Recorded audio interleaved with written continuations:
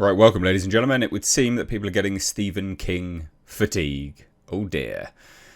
His new movie, The Long Walk, flops at the box office. Now, whether that is tied at all to, Stephen King's Twitter musings, or his X posts, whatever you want to say, who knows?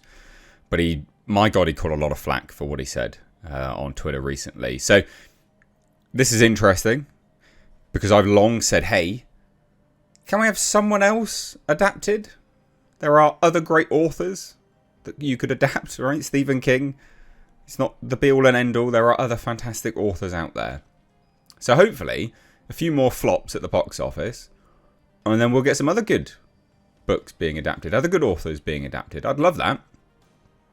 I think we're getting Stephen King fatigue. So let's take a look at this. Please do hit subscribe if you're new here. Do turn those bell notifications on.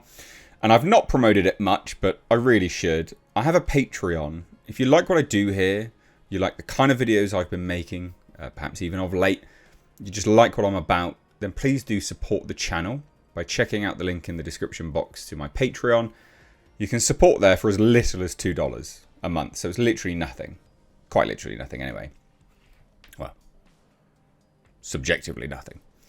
But anyway, I digress. Check it out if you want. If not, no worries. Just liking the video and watching is enough. So let's take a look, right? This movie, The Long Walk, I will say this, right? The Long Walk, it actually looked relatively all right from the trailer. I didn't think it looked terrible. I think it looked pretty decent. It looked interesting at the very least. It's not a book which I've read, so I don't know whether it is good or not. This weekend's been very, very hectic for me.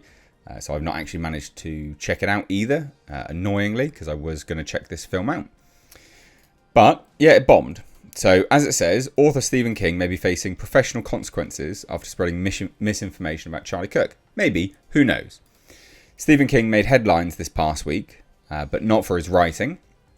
The famed horror author found himself at the centre of controversy after spreading misinformation about Charlie Kirk in the hours following Charlie Kirk's assassination. So just as the nation was processing the shocking news from Utah, Stephen King rushed to social media to falsely accuse Kirk of advocating for the stoning of gay people. This is what he said. He advocated stoning gays to death, just saying. Alright, okay. But basically, the backlash was huge. And continues to actually be huge. This hasn't gone away. It actually has been really, really funny to watch, to be honest. But again, it's not... The backlash itself actually hasn't gone away at the moment. So Senator Ted Cruz blasted King for spreading such a falsehood, reminding Americans that Kirk never called for violence against anyone. Within a day, King deleted his post and issued an apology. It's not just one apology. He has been profusely apologising. Everywhere, he has been apologising. But it's not really worked because people are just incensed. Because, I guess it's representative of a moral callousness that certain individuals have. There is a moral callousness that is deep within the hearts of certain individuals, and it's rotting them from the inside. And it was really clearly on display. So days later, after all of this situation happened, The Long Walk has basically bombed. So on September 11th, the day after Kirk's murder in Utah, so he knew he was dead.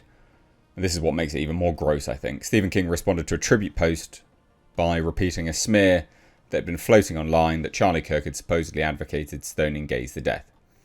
So the problem is obviously Kirk had never made such a statement. The viral claim originated months earlier when Kirk pushed back against a progressive children's influencer who tried to cite Leviticus as a pro-gay rights verse. Kirk pointed out that in the very same biblical text, Leviticus 20, the scripture prescribes stoning as a punishment for such acts.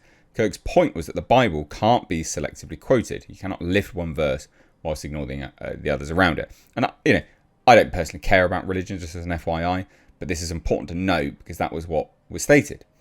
That was the pushback, and it was a good argument. And as it says here, it was an argument about consistency, not an endorsement of violence. So Ted Cruz, said you're a horrible, evil, twisted liar. No, he did not. Your party, which you shamelessly shilled for, sent $100 billion to the Ayatollah, who does routinely murder homosexuals. Why are you so dishonest and filled with hate? Pretty fair comment, to be honest. The horrible, evil, twisted liar apologizes. This is what I get for reading something on Twitter without fact-checking. Won't happen again. And it's spiraled from there. Like it's just gone mad. So if I pull up his Twitter, he's just been going crazy with the apologies. And, as he should, I guess, to a degree. But, yeah, let's have a look. Here are the replies. He's trying to promote the long walk here.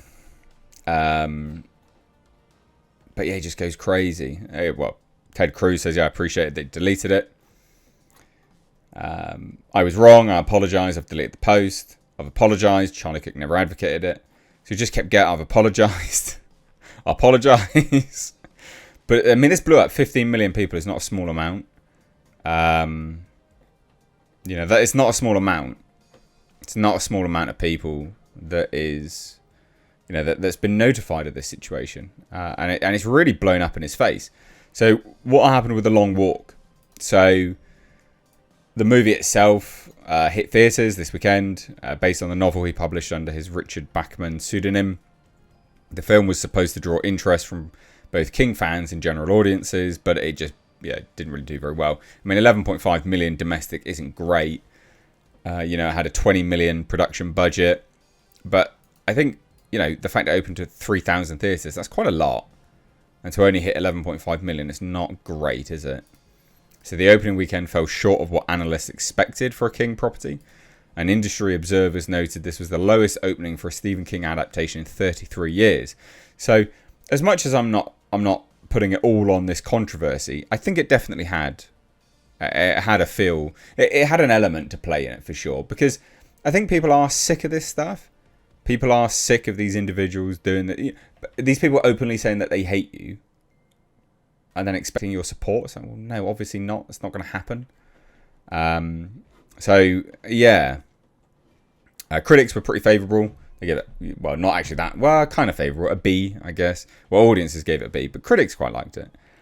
So it's kind of bombed, really, and I do think it's had a part to play in it, because I think people have kind of woken up and just gone, you know what? No, not massively keen on being told that I'm hated by these people, because the trailer itself, it's not exactly bombed. 14 million views. That's pretty good. You'd expect more than 11 million opening weekend for 14 million views. Just think you would, really. It's interesting. It's an interesting turn of events. But Stephen King, this is not new for Stephen King. This is who he is. But I think this has drawn quite a large spotlight on his effectively demented takes. So leave your thoughts down below. Take care. Bye bye now.